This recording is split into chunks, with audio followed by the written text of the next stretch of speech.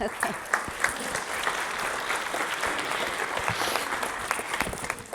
I am so grateful that you decided to come and spend some time with me during your busy day and your busy evening, and to come out to hear poetry and about crossing borders. On a Thursday night, I have to compliment you and what dedicated students. So I'll go back to San Antonio saying, they're so dedicated over there. The students are awesome coming out at night.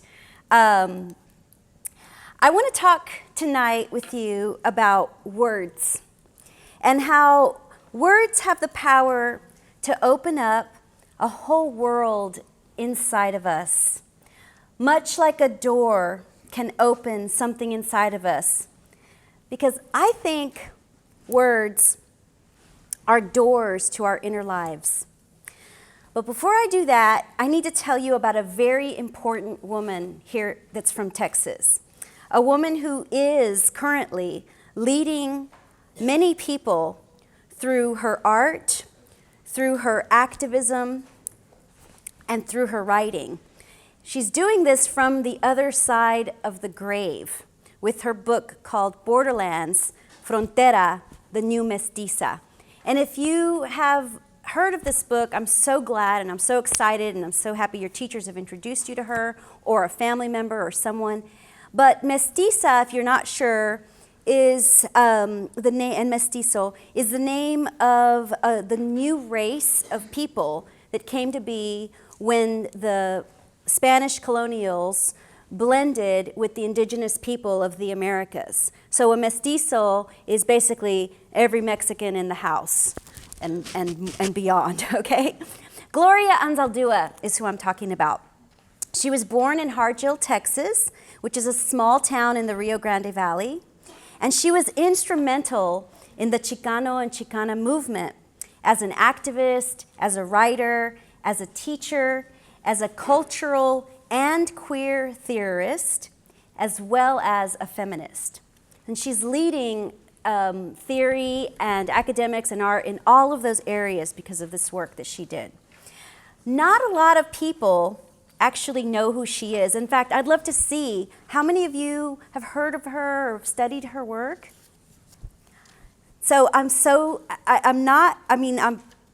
glad in a way because I love the honor that it's going to be to tell you a little bit about Gloria and maybe get you to maybe be interested in her work, which you could find free online. It's a book you can actually get free online. Even people in deep South Texas, which is where she's from, don't know who she is. I certainly did not study her as an undergraduate in the late 80s. Or as a graduate student in the early 90s at UTSA in San Antonio. San Antonio, which should have been teaching me something about the Chicano rights movement, right? But there was nothing there. I did not hear about her, nor did I understand anything about the Chicano civil rights movement until I was teaching at a community college over a decade later. I grew up crossing the border, legally. I grew up seeing both sides of the border, judge each other, copy each other, and love and hate each other. But the Chicano literature was not part of what was studied back then. It was not part of what was studied in the 70s when Gloria Anzaldúa was doing her PhD at UT. UT is that way? I don't know, which way is UT Austin? I think it's that way, if my mental compass is right. I'm probably wrong, though. But she was not studied at UT. She had to fight advisor after advisor for the right to make Chicano literature an area of focus. And so you might ask, what is Chicano literature? Well, Chicano literature is literature that is written by Mexican Americans, that in some way uses a Mexican American identity, word, language, custom in it. We might think that Chicano literature is only about Chicano power, Chicanos taking over, but it's actually not. It's any literature that uses the customs of what makes up such a huge population in the South. And I don't just mean South Texas, I mean Texas, Colorado, Wyoming, Utah, California, New Mexico. Chicanos are all over because, as you know, in 1848, after the Treaty of Guadalupe Hidalgo, half of the United States had been Mexico, and the United States bought most of that land after they won just down the road at the San Jacinto battle, and after, of course, what happened in the Alamo. So with all of these peoples, right, that were around in 1848 and before 1848, after they were some people say conquered, some people say blended, some people say they acquiesced. Basically, after this treaty, all those people still were creating music, creating literature, and none of it really made it into the canon in the US until people like Gloria Anzaldúa in the 70s started to say, hey, pay attention, this is literature. Gloria Anzaldúa talks about something called nepantla, which she says in her book is an Aztec word meaning torn between two ways, being in a middle space. And we all know something about being in a middle space. She thinks of Nepantla as both a physical space between two countries, the US and Mexico, places like Laredo, Harlingen, San Antonio, Houston, Dallas, parts of Nebraska. It's a physical space as well as a space in your consciousness. When your consciousness is in the middle of things, like when you are between classes, or when you are between emails, or between languages, or between cultures, as many of us are here in this room, and especially here in South Texas, because South Texas is such a multicultural space. In fact, I just heard from one of the beautiful faculty that have welcomed me here today, Sherry, who said that Houston was just named one of the most diverse cities in the nation. Nepantla is a space of straddling. She also says that La Mestiza, which is the female blend of the indigenous and Spanish blood, which is a race, she says that the Mestiza is in a constant state of nepantlitism. She says this as well about the US-Mexican border. She says, es una herida abierta, an open wound, where the third world grates against the first and bleeds. Ouch. It's very painful to read that and very painful and honest to say. So whether we like it or not, as we drive in our landscape, as we eat, as we shop, as we live here in the United States, we are crossing the border all the time. Even when you just say, I want the cheese enchiladas. This landscape that Gloria calls an open wound. But really, very few people talk about our land as an open wound. This land is a blended culture. We celebrate it, but there is also a silence about it. And that silence is, unfortunately, in our classrooms. And that means that a large population of students all over the South and the West, people who make their home here in South Texas, feel like outsiders when really they should feel like insiders. So I want to talk a little bit about home and being on the inside. Even when home is uncomfortable, I think a lot of us long to go there. And I do not mean necessarily the place where you were raised, because I know most of my college students are trying to get away from home. But home is the place where you feel welcomed. Think about it. We have E.T., phone home, right? Star Wars, Protect the Home, Avatar, Leave My Home Alone, right? Interstellar, recreating the home through time travel. The Wizard of Oz, right? Home, no place like home. And Cheers, for those of us that are old enough to remember that show, where everybody knows your name. Home is where everybody knows your name and values your name, where your name is comfortable to say, where it is recognized, where your name is valued. I have a student in my class whose name is Anfrony. Anfrony.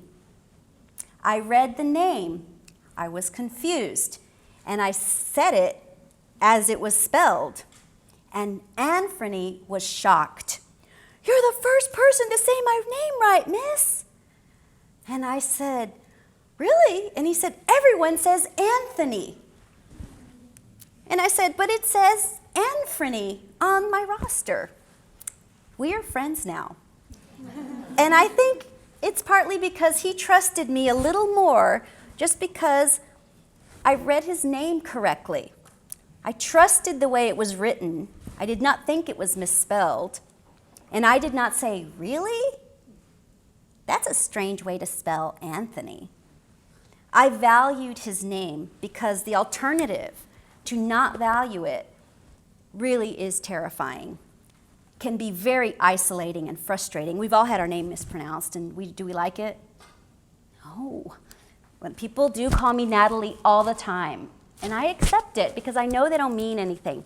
But when someone actually says it correctly, Natalia or Natalia or Natalia, however they say it, I'm like, oh, they said my name. That's nice. My name has made me feel very isolated. I don't know too many people with my name. But ultimately, when people don't recognize you, it can be very dehumanizing. One of the first things that we learned as children is about home is that it's a house, right? It has a door, it has walls, it has rooms, it has spaces with divisions that separate them.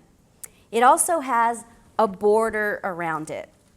The border could be a brick wall, wooden slats on a window of a third-floor apartment building so that the children don't fall down out of it in Chicago, which is what you may have read in Esperanza's story in The House on Mango Street.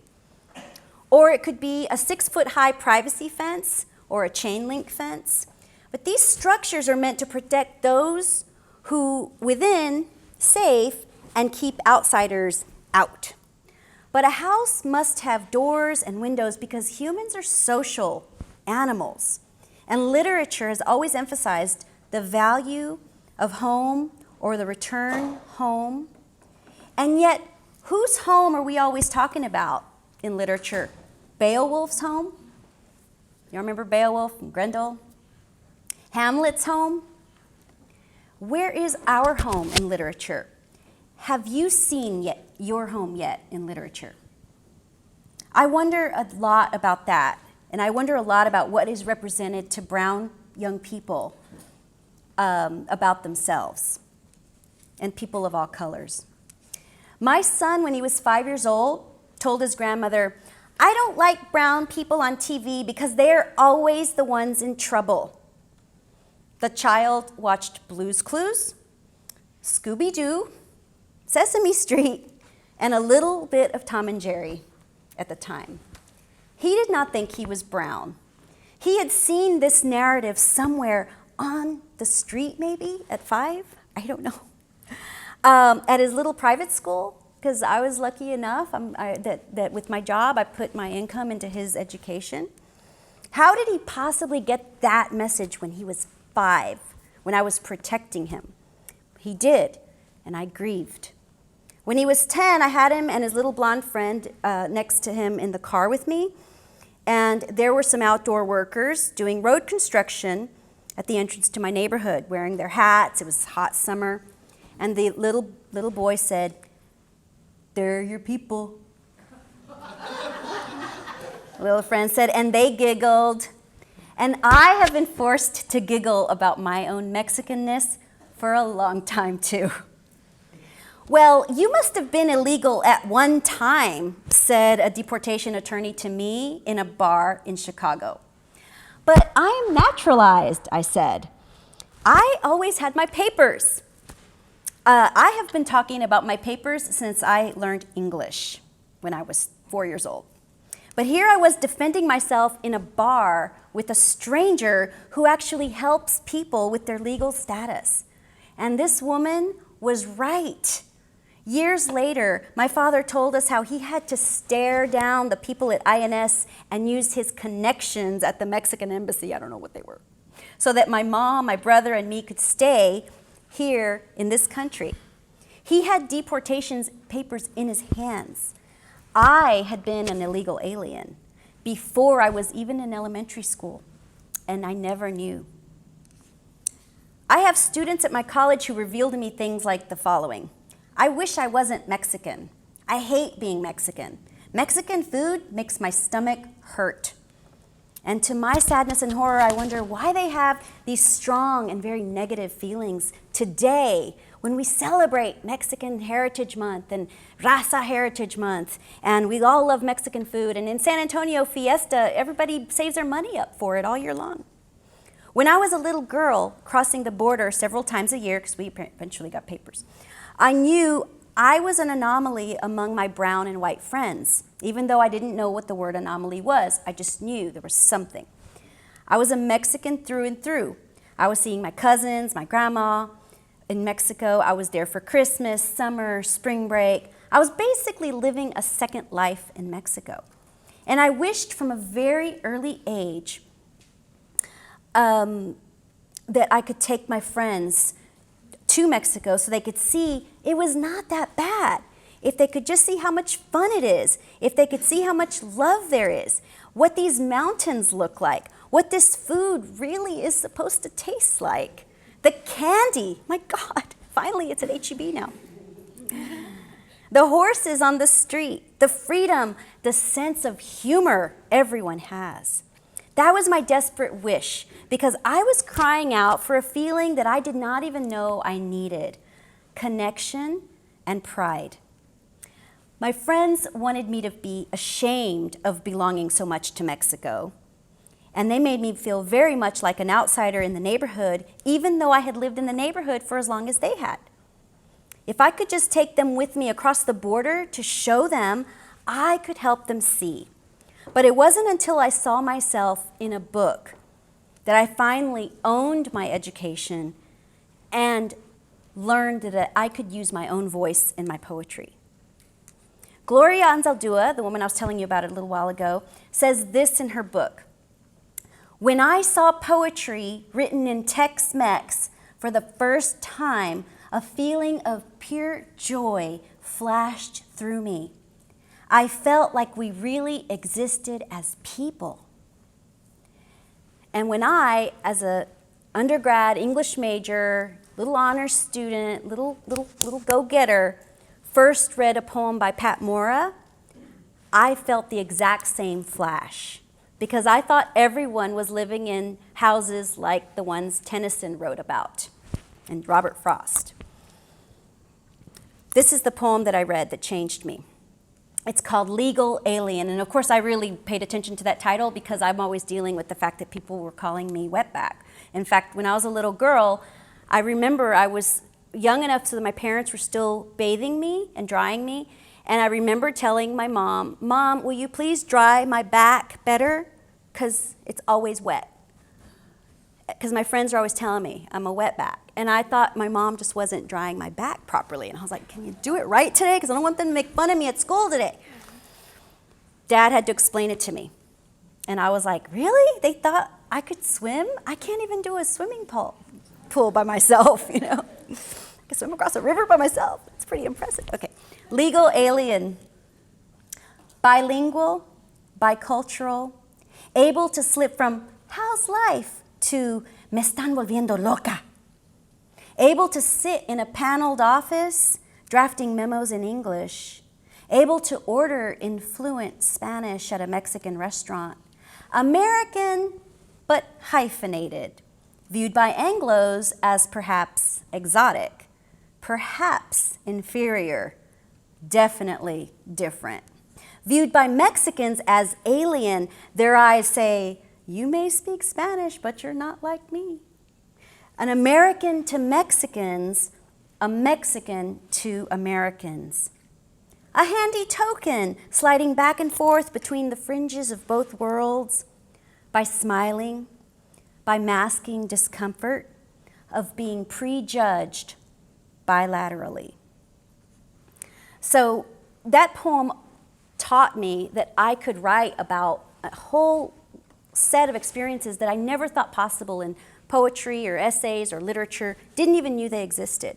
And there was a poem that matched exactly what I felt inside, that put words to a set of feelings that I had that I wasn't able to articulate yet.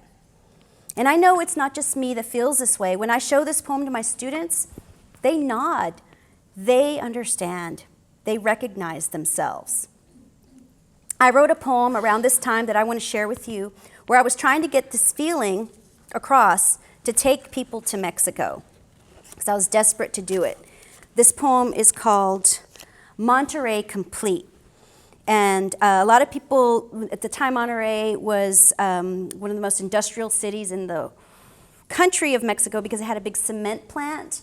And my grandmother's house was right by the cement plant, the main one in Monterrey, where the smokestacks were totally active and the orange smoke blew all day long into the sky. And we just thought it was so pretty. This orange smoke right there, a block away from my grandmother's house. And at night, it was super pretty too because the flames were pouring out into the sky all night long. And we're breathing this in. Monterey Complete. You see more horses. They are for work, though, walking in front of carts of fruit and elotes. You see more children outside in their underwear, playing barefoot with kickball in the street. When you buy a Coke, its bottle is worn around the edges. The words Coca-Cola faded and flaking. It's sweeter than our Cokes, sweeter. If you want fresh ground beef, you go to La Carniceria, filled with the strong smell of flesh and blood. A pig's head hangs off the wall for sale, but they wrap your meat in yesterday's newspaper neatly. The women have the radio on all day, no TV. They sing out loud on their patio while they hang their clothes to dry. They sing out loud. Sad love songs llenan el aire. The cars ignore the medians buried in oil fumed from buses. Their windows are always open, letting smells of fresh-baked pan sweeten the air. At night, the people are outside. Kids gather at the street corner to hear each other's stories. Mothers drawn to rocking chairs out in porches bask in each other's plática, savor the rare instance of breeze. Okay, and I'm going to read from Lavando La Dirty Laundry too, but I want to tell another little story about this. A university student came up to me after a reading recently, and he joyfully told me in English that he was from Mexico. He was also a senior at the University of Incarnate Word in San Antonio. And he said, I loved your poems. When I read your poems, the ones that had Spanish in them, and then he touched his heart. He could not speak anymore.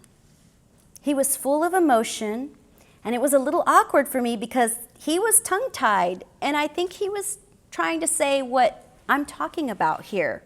The feeling, talking about this feeling. And then I really looked at him. The look he had on his beautiful face was the look of relief. It was the look of having drunk water after a very long, long thirst. And I realized that the small number of bilingual poems in my book actually welcomed him back home, much like Pat Morra's poems welcomed me in 1989. Here we are in Texas. We are seeing the border crisis in full color. Everyone's fighting about it. And whether we are legal or not, native to this land or not, those of us who have our mestizo brown skin,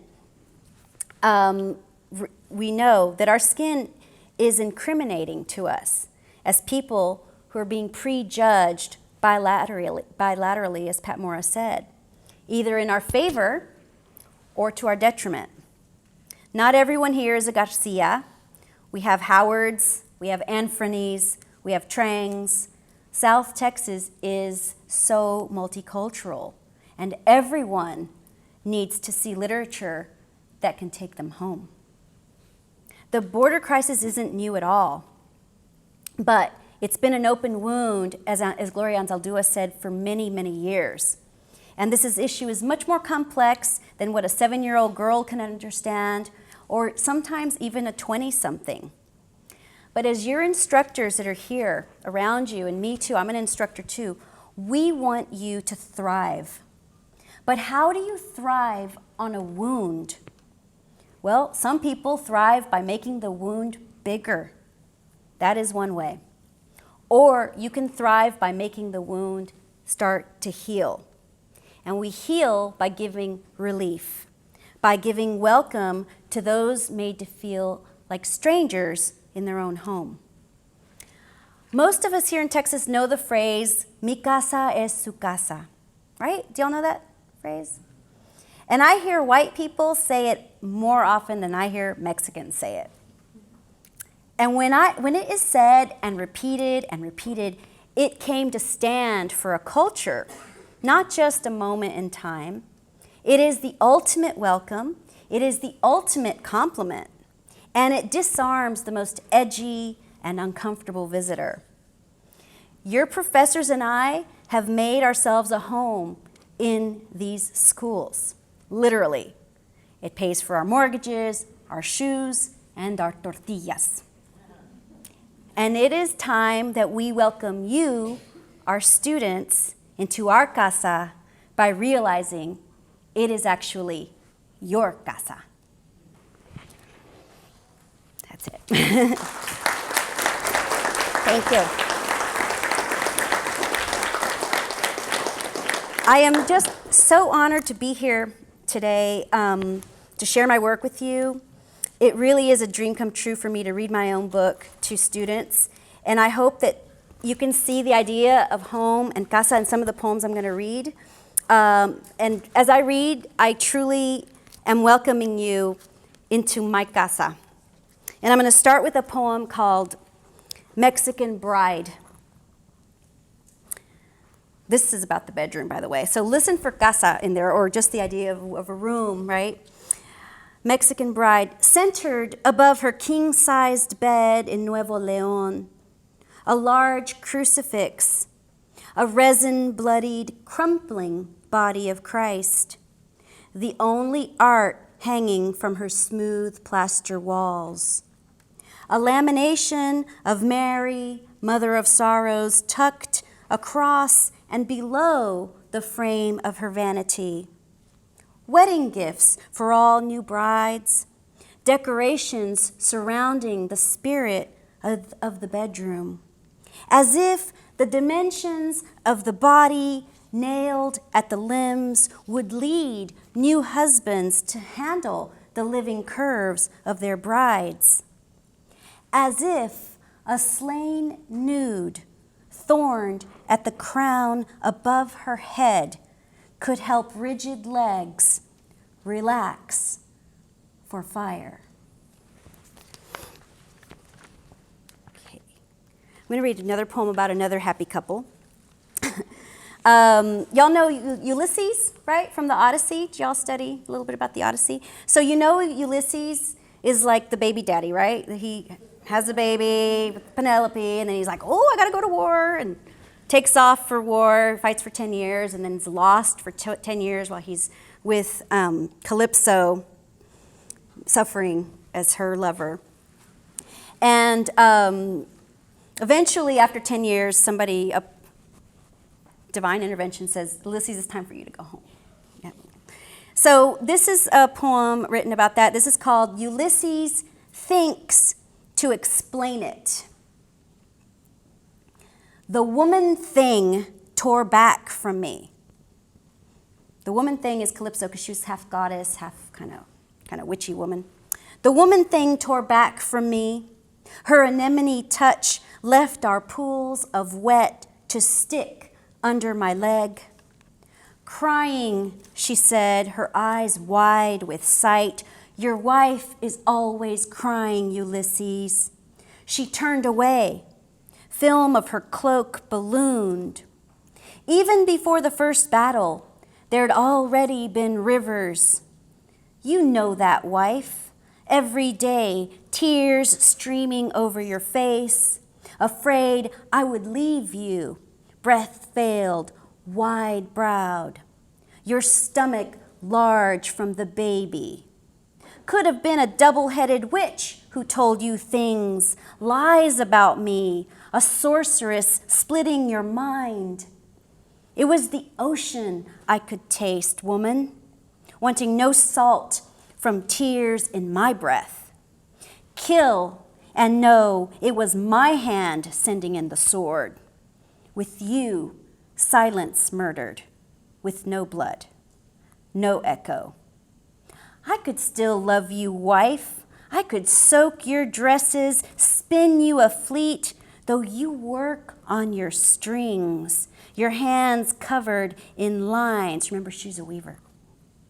Lines, threads crossing one another, weaving eyes into animals and the goddesses.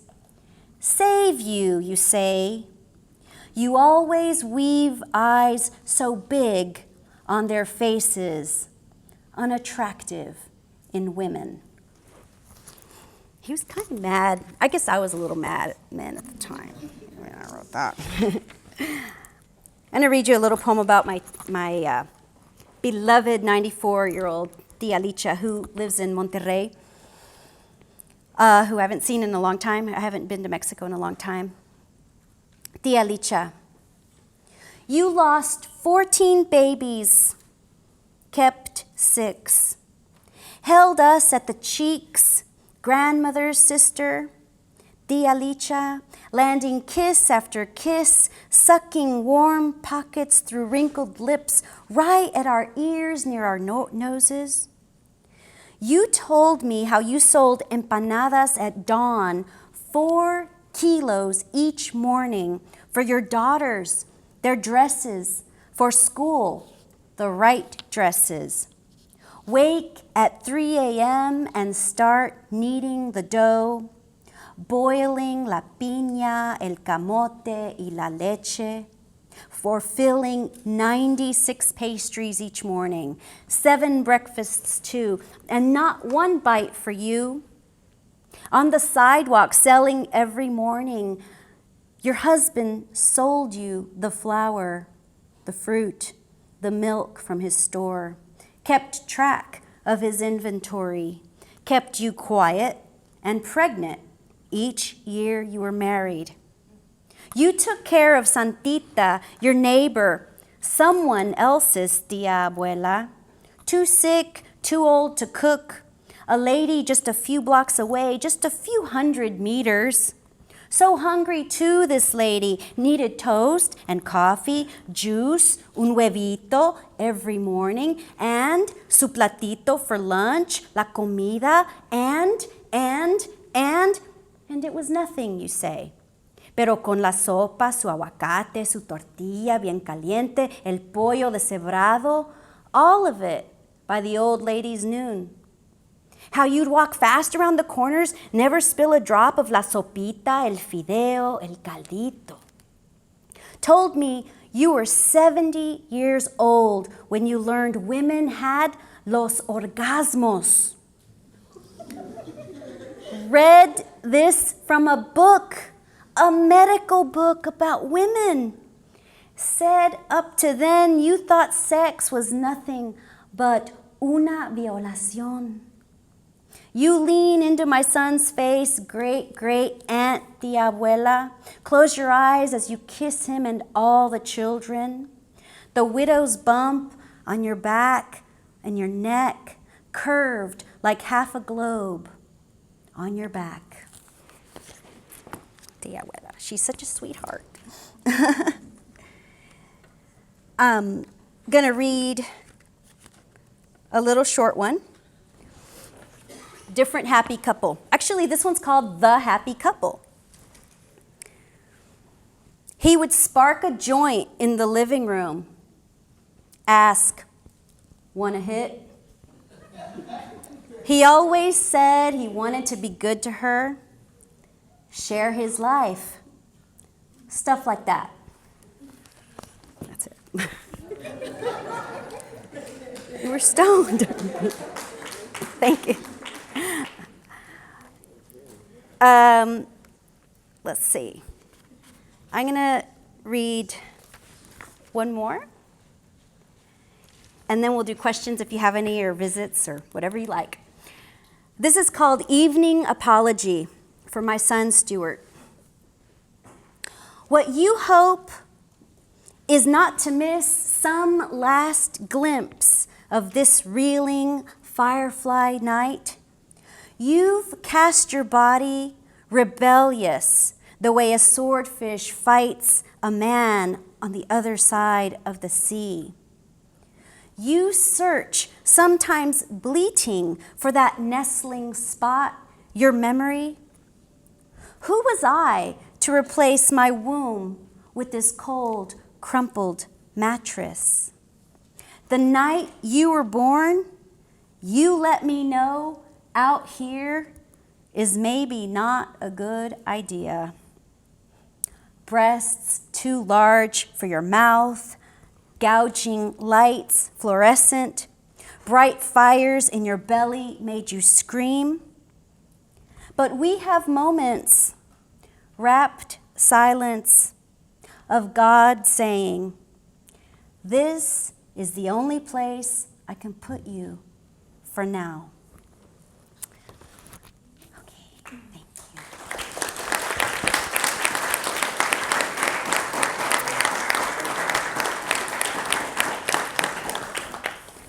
Thank you so much for listening. As I said earlier, listening is one of the greatest gifts that you can give another person. So I really appreciate the gift of your listening. And I'm open to questions, discussion about the questions that came into your mind as you saw what the talk might be about, what you thought it might be about, or questions of anything that I talked about, or the poems, or anything you like.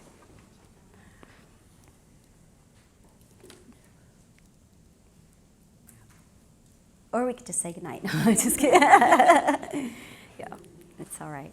Hi. I have a question. Like you said, you thought of taking your friends to Mexico to let them know what really Mexico is about. Yes. Do you take your children to Mexico? Yeah, so in case you didn't hear, she said that I talked about how I wanted to take my friends to Mexico to show them what Mexico was all about. And the question was, have I taken my children to Mexico? And so I have one child, Stuart, who is now 17, and in that poem, I was writing about when he was about 2, and when the 2-year-old just flips like a fish and they don't want to go to sleep. But yes, I took him to Mexico on a bus when he was 4 months old, and by myself, had to get the family to see the infant. Really, I thought it was too late, but that's as early as I could physically travel with him, so that everyone came and gave him la bendición and gave him little presents and little touches, and he got to, most importantly, meet my grandmother and my tia Licha and all of her daughters and all of my mom's brothers.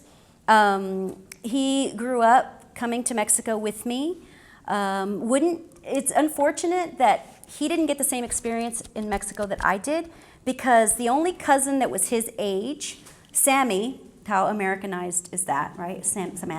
Her name is actually Sammy. Sammy, my cousin's daughter, went from pre-K, an English-speaking school. So Sammy knew English when she was 4, and my son Stuart didn't need any Spanish to play with Sammy. And so he and Sammy grew up in English. He basically forced everyone to talk to Stuart in English. And he only once did he play with a male cousin that was quite a bit younger, when he was about 10, and started to ask me, how do you say little car? And I'd be like, okay. And then I would tell him carrito, and then he'd come back. But the best line was, "Mom, what does paz mean?" And I said, paz? And he says, yeah, Raulito's always playing with the little, Power Ranger or whatever, going, paz, paz, paz. Which is like bang or bam, right? And I said, oh, well, paz means like crash, bang. I thought he meant peace, and they were talking about peace. No, paz, that was a different paz. What does paz mean? But he hasn't been since he was 9 with me. He goes with his dad on occasion to another part of Mexico. His dad and I are divorced, but he does know Mexico pretty well and loves lots of the things I do, and finally is learned Spanish in American school in a Spanish class. And now he and I can have rudimentary conversations in Spanish that I hope keep growing. But that's a great question. Very important to me that my child would know the family and miss them like I do. But yeah, thank you. Good question. What part of Mexico are you from? Well, when I was born, my parents were living in Mexico City, but they are actually from northern Mexico, which is Monterrey, and they lived in Mexico City for about 4 years at the time that they were finally having children. And so it's funny because as I was talking about, a Mexican to Americans and American to Mexicans, well, in Monterrey, I'm a chilanga, which is bad. A chilanga is anyone born in Mexico City, because in Mexico City, they're all stuck up. They think they know how to eat. They make fun of the way the norteños, the people in northern Mexico are the norteños. They make fun of the way the norteños, they say, they don't even have cutlery there. They eat everything with a tortilla. They're just savages, right? So the chilangos are, see, some of y'all know the joke. So the chilangos are very stuck up and talk different. So my cousins always called me a chilanga, even though I was in Mexico City for like a year of my life, and I've never been back. So my growing up second life was in Monterrey, Mexico, which is about a 6-hour drive from San Antonio, depending on how fast you're going, and the toll roads, and not getting pulled over by a corrupt federale, which can happen. And so I do feel like I'm from Monterrey, and I sometimes incorrectly say I'm from Monterrey, but my birthplace is actually Mexico City. Yeah. And it's really interesting because I have family who also live on the border in Eagle Pass, but I don't know them very well. And I would like to get to know them better because they are really living on that open wound that Gloria Anzaldúa was talking about, really straddling both cultures. And it's so great, the people that live on the border, because they just slip between English and Spanish like it's like they're skiing, on the lake. They just go vroom in Spanish and vroom in English and vroom. And it's just fascinating to hear. But I only grew up not mixing the languages. My dad didn't let me speak English when we were in Mexico. And my dad didn't let me speak Tex-Mex here in the U.S. He just didn't encourage or didn't allow it. So he did say, though, he finally understood, because the Mexicans are very judgmental about the way the border people mess up Spanish. And it's interesting because the Americans are always trying to teach the people from the border to speak correctly in English. So the people who live on the border are really kind of getting hit from both sides of the arrogance of language that we have on both sides of the border. But what's so great about that, and so ironic, is that English went through this in the 14th century. English was the dog mix language that was not allowed to be spoken in public places, was not allowed to be written on a public document. It was, French or Latin. Well, Latin, then French during the Norman period in Britain. And then, of course, English, it was considered a vulgar language because it was this blend of so many languages. But of course, it was a poet who you might know, Geoffrey Chaucer, I'll study the Canterbury Tales, who actually put English down the first time in the form of poetry and created a beautiful syntax that had music, its own music. And he is really one of the first people that gave some kind of value to English. So it's the writers who hear the language of the people, who hear the music in daily life, who create it in literature, and then we study it and we make up fake rules about it, because really all English rules, all the grammar rules that I am paid to teach are not real. They're arbitrary. The periods and the commas and the semicolons were originally formed for stage directions on plays so that the actors knew when to stop, when to breathe, right? And now we give people D's and F's because they don't know where to put those marks, right? and yet, so one of the best things that my students do to help them, and I do it too. We're paid by the state of Texas to teach you correct standard American English, right? But what I can't stand about that is that there is an arrogance about the fact that language is organic. It is the product of the human mind, and therefore it's going to change. It's going to evolve. And if we are stuck on this is the only way it's correct, we are blinding ourselves to the fact that language is always naturally evolving and does. And so my dad, who had that arrogance about Spanish and English and keeping them apart, he said he was very humbled when I was 3 years old. And I said, Papa, where is la boqueta? And I was talking about a bucket. So he said, she didn't hear that anywhere. Where does she get la boqueta? Well, I was just adding an A to the word bucket because I knew the word bucket, but I was trying to talk in Spanish even though I was half in English.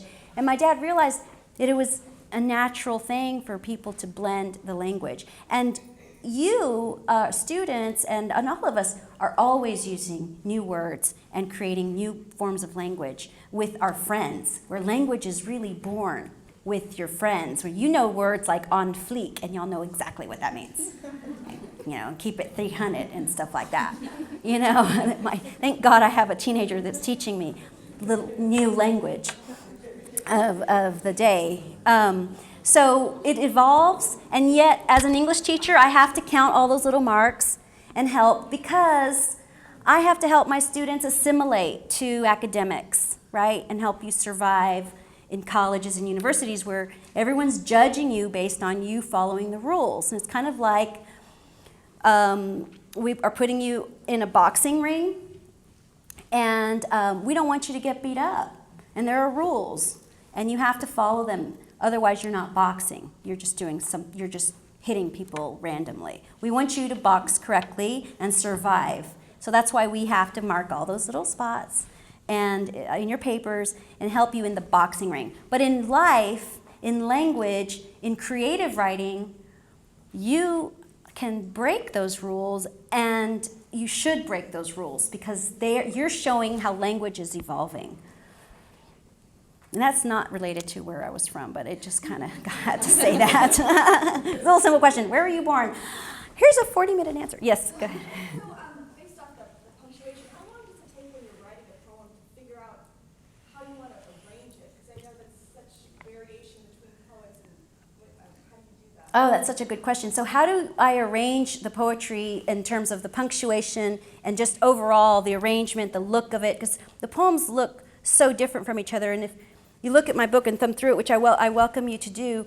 There's some poems, like the one about the you want to hit. It's 4 lines long. It's 2 couplets, very brief, kind of like a American haiku in a way. And there are some that are long and streamy, like Walt Whitman, who inspired me a lot to just let lines loose and free. And a lot of it really does have to do with the content and how they were born. Some of them were born handwritten and quite explosive on the page. And when they came out that way, I let them stay that way. I have some poems that are just prose poems.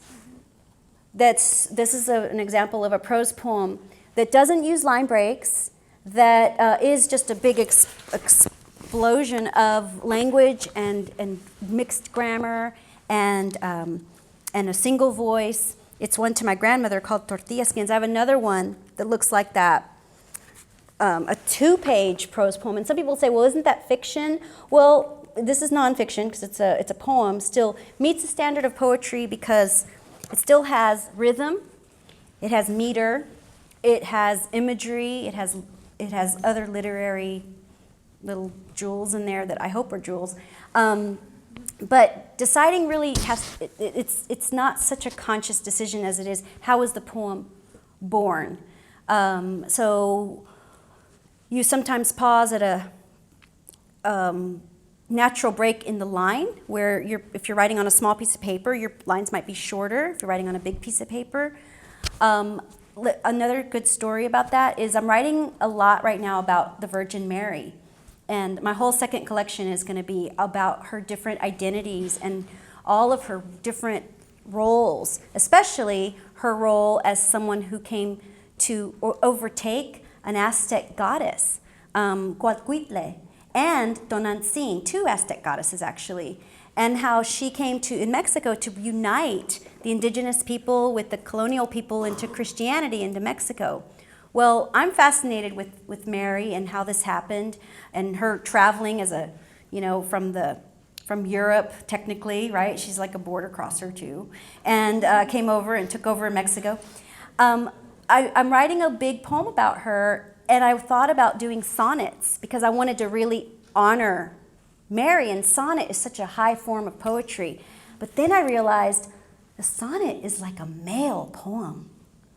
It's male. It's a square. Men are the ones famous for sonnets. I want to do something different. So my poem takes on a more triangular shape to match Mary's, especially La Virgen de San Juan de los Lagos, who's the Mary that looks like a rocket ship, blue rocket ship Mary. And her robes come out like triangles. And so I wanted to mirror her robes in the poem there. So sometimes it's content. Yeah, good question. Yay. Did I wear y'all out? I hope not. Okay, well, Natalia will be signing some books back here if you'd like one.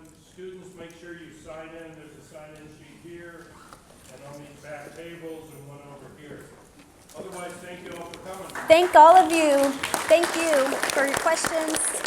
Thank you.